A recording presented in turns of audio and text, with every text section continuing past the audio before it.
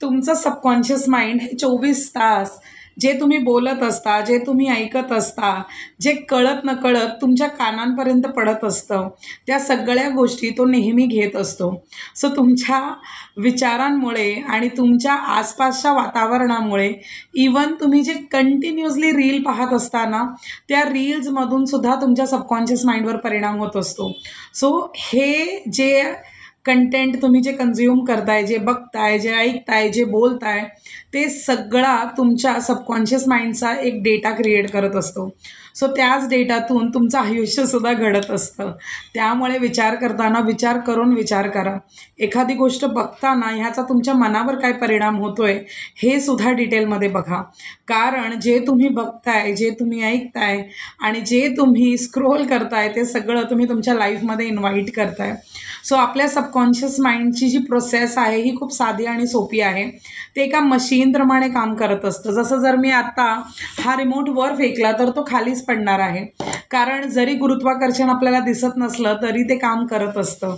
त्याचप्रमाणे subconscious mind आपल्याला दिसत नाही आहे, पण ते ॲक्युरेटली ॲक्टिव्ह आहे. कारण ते असं यंत्र देवाने तुम्हाला दिलं आहे, ते तुमचं वरदान पण ठरू शकतं आणि तीच वस्तू तुम्हाला श्राप पण ठरू शकते.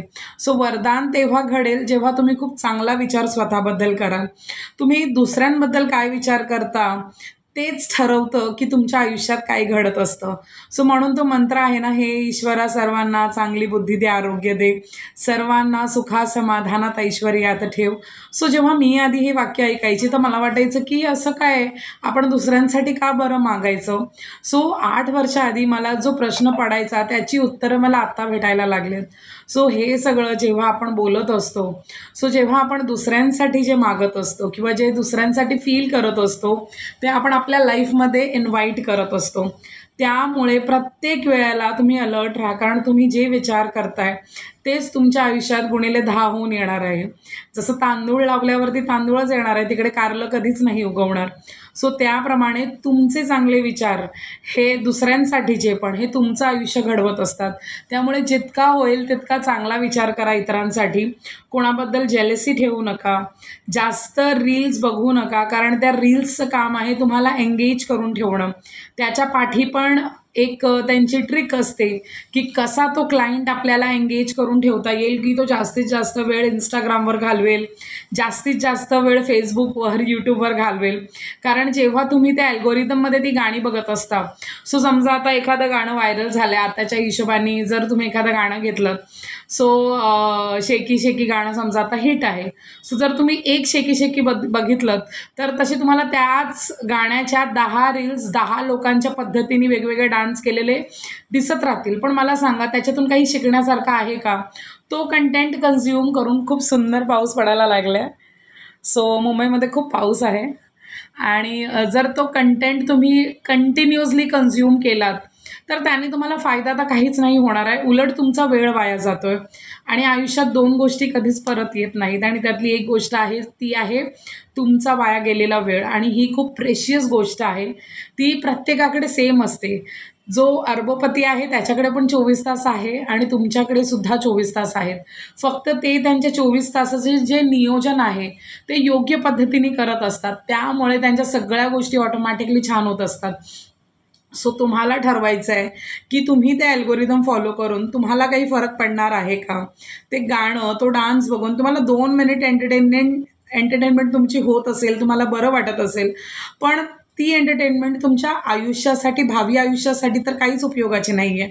सो तुम्ही तोच कंटेंट कन्झ्युम करा. कारण जर तुम्ही तुमचं अल्गोरिदम चेंज केलं, आता जसं तुम्ही माझे व्हिडिओ बघायला लागलात तर तुम्हाला अशाच कंटेंटचे दुसरे व्हिडिओज दिसायला सुरू होईल. सो हे जे गुगल आहे, हे जे इंटरनेट आहे, हे जे सोशल मीडिया आहे, खूप ॲक्युरेट असतं. ते तुमच्या विचारांना घेत असतं. सो जेव्हा तुम्ही चांगला विचार करता तेव्हा ऑटोमॅटिकली चांगल्या गोष्टी तुमच्यासोबत घडायला लागतात.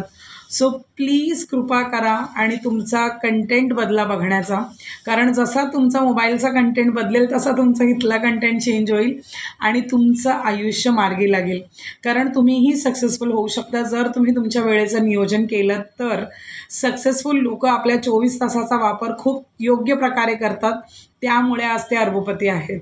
सो कसा वाटला आजचा व्हिडिओ नक्की कळवा आणि मला प्रॉमिस करा कमेंट करून की तुम्ही तुमच्या मोबाईलचा अल्गोरिदम बदलणार.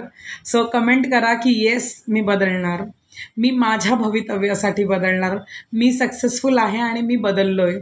सो हे कमेंट नक्की करा आणि आजचा व्हिडिओ कसा वाटला नक्की कळवा. हा व्हिडिओ 10 लोकांपर्यंत पोचवा, जेणेकरून ही इन्फॉर्मेशन त्यांच्या आयुष्यातसुद्धा एक चांगलं कॉन्ट्रीब्युशन देईल आणि त्यांचं आयुष्य बदलायला मदत होईल.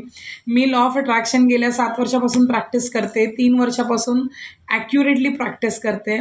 सो ट्रस्ट मी, जे मी तुम्हाला शिकवते ते लेटेस्ट नॉलेज आहे.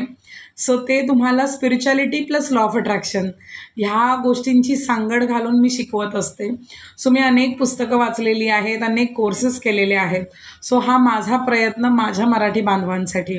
सो कसा वाटला आजचा व्हिडिओ नक्की कळवा आणि तुमचं एक कमेंट आम्हाला खूप सारं बळ देत असतं आणखीन नवीन व्हिडिओज बनवण्यासाठी. सो पुन्हा भेटूया एका नवीन व्हिडिओमध्ये. तोपर्यंत हसत राहा आणि फक्त चांगला विचार करत राहा आणि चांगला कंटेंट कन्झ्युम करत राहा.